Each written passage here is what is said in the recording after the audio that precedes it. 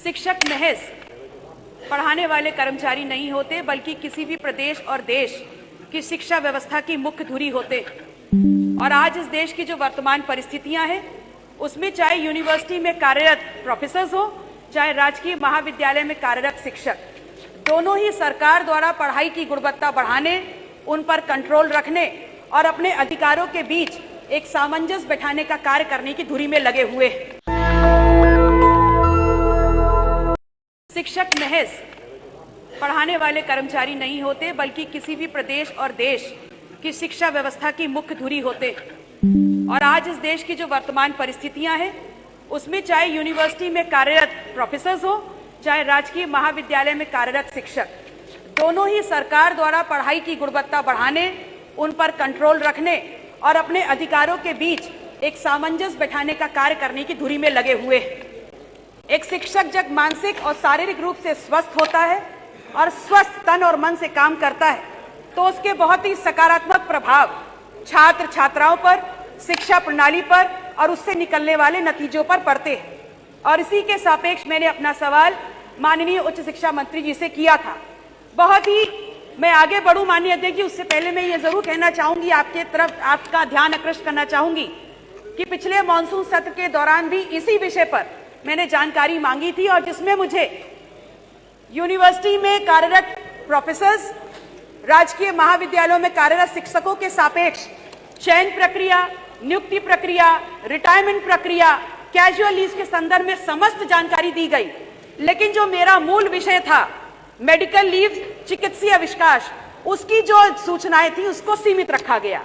आज पुनः मैंने वही सवाल किया है और बहुत ही क्रिस्प और क्लियर किया था कि क्या यूनिवर्सिटी प्रोफेसर्स चिकित्सीय अवकाश से आच्छादित हैं, जबकि वहीं पर राजकीय महाविद्यालयों में कार्यरत जो शिक्षक हैं वो उससे आच्छादित हैं।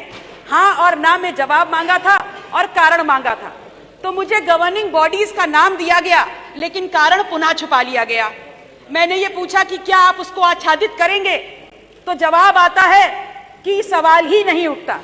माननीय अध्यक्ष जी, जब उत्तर प्रदेश की यूनिवर्सिटी में कार्यरत प्रोफेसर्स और राजकीय महाविद्यालयों में कार्यरत शिक्षक यूजीसी के द्वारा गवर्न होते हैं और उनकी सेवा शर्तें दोनों के लिए समान हैं, तो फिर ये कह देना कि कैजुअल लीव्स या मेडिकल लीव्स में उनको आच्छादित करने का सवाल ही नहीं उठता, क्या सरकार की इस मंशा को नहीं दर्शाता कि वो अपने दायित्वों का निर्वहन नहीं करना चाहते इन यूजीसी में, इन यूनिवर्सिटीज में कार्यरत प्रोफेसर के सापेक्ष? या फिर ये मान लिया जाए कि यूनिवर्सिटी में कार्य करने वाले जो प्रोफेसर्स हैं वो बीमार ही नहीं पड़ते? माननीय अध्यक्ष जी, मैं आपके माध्यम से दो अनुपूरक पूछना चाहती हूँ कि जो मेडिकल लीव्स में विसंगतियां हैं यूनिवर्सिटी में कार्यरत प्रोफेसर्स और राजकीय महाविद्यालयों में कार्यरत शिक्षकों के बीच, क्या प्रदेश की सरकार यूजीसी को और अपनी केंद्र की सरकार को इसमें संशोधन के लिए प्रस्ताव भेजेगी? यदि हाँ, तो कब तक? माननीय अध्यक्ष जी, मेरा दूसरा प्रश्न ये है कि जैसे आपने एक जीओ ला करके राजकीय महाविद्यालय के शिक्षकों को मेडिकल लीव से आच्छादित करने का कार्य किया है, क्या ऐसा कोई प्रस्ताव आप विश्वविद्यालय अधिनियम 1973 में ला करके यूनिवर्सिटी में कार्यरत प्रोफेसर्स को भी मेडिकल लीव्स के उस अनुदान के अंदर आच्छादित करेंगे? बहुत बहुत आभार। माननीय मंत्री जी। मैं आपके माध्यम से ये बताना चाहता हूं उनको कि कोई भी संस्था नियमों पर नियमों से चलती है। महाविद्यालयीन शिक्षक वो अलग नियम है और वो सरकारी कर्मचारी माने जाते हैं, जो कि संविधान की धारा 309 राज्य सरकारी सेवकों की श्रेणी में ऐसे सरकारी सेवक सम्मिलित हैं जिनकी नियुक्ति एवं सेवा शर्तें भारत का संविधान के अनुच्छेद 309 के परंतुक के अधीन प्रख्यापित नियमावली से विनियमित है।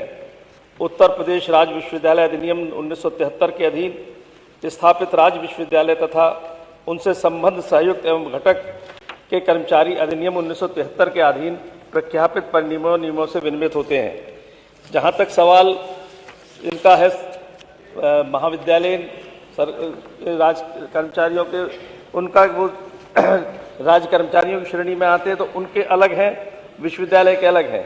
विश्वविद्यालय के शिक्षकों को भी कई और भी सुविधाएं मिलती हैं जो महाविद्यालयों को नहीं मिलती हैं। इसका ये मतलब नहीं है कि अगर किसी महाविद्यालय को मिल रही है तो विश्वविद्यालय को भी मिले, विश्वविद्यालय को मिल रही है तो महाविद्यालय को भी मिले। मैं थोड़ा सा अंतर आपके सामने स्पष्ट करना चाहूँगा। विश्वविद्यालय के शिक्षक 62 वर्ष में सेवानिवृत्त होते हैं, जबकि महाविद्यालय के शिक्षक 60 वर्ष में सेवानिवृत्त होते हैं। एक वर्ष में 10 उपर्जित अवकाश तथा 10 दिन का विशेष आकस्मिक अवकाश विश्वविद्यालयीन शिक्षकों को मिलता है।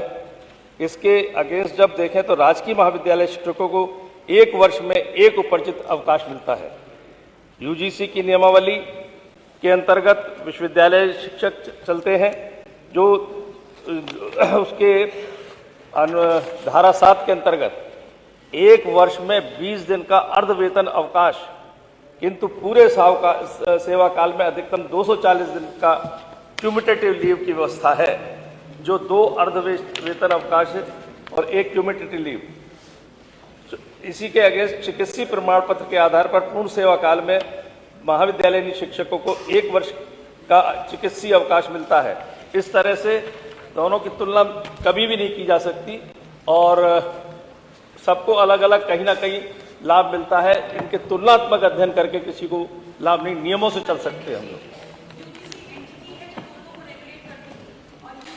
नियम है उसमें रिटायरमेंट प्रोसीजर, नियुक्ति प्रोसीजर की बिल्कुल डिटेल व्याख्या करी गई है, कैजुअल लीव्स की व्याख्या करी गई है, लेकिन आपके जो मेडिकल लीव्स हैं उसकी व्याख्या नहीं है। और जिसके सापेक्ष आपने बोला कि राज्य कर्मचारी हैं, उसमें भी आपने मेडिकल लीव्स की व्याख्या नहीं करी है और ना ही आपने जो यूनिवर्सिटी के कर्मचारी हैं उनके लिए की है। इसीलिए मैंने बोला कि क्या आप संशोधन प्रस्ताव वहां देंगे? नहीं, उन्होंने बताया कि सारे मेडिकल लीव्स के लिए क्या क्या किसके लिए अनुमन्य है, एक साल में कितना है, टोटल कितना है, सारी की सारी उन्होंने बताया है। सर मेडिकल लीव्स की व्याख्या नहीं है, जो उन्होंने बताया है, उन्होंने पूरा बात बताई। राजकीय महाविद्यालयों के लिए अभी जियो लाया गया है, लेकिन यूनिवर्सिटीज में जो प्रोफेसर है उसके वो लिए सभी लोगों का एक साथ तुलना नहीं हो की गई। सकती। राजकीय महाविद्यालयों की अलग परिस्थिति होती है, यूनिवर्सिटीज के अलग है, वो अलग गवर्न होते हैं, स्टेट से गवर्न होते हैं, उसमें ऑनरेबल गवर्नर, वो सब अलग अलग सारे विषय सब एक उसके अंदर नहीं लिए जा सकते। प्रश्न संख्या 2 शेरनील प्रधान।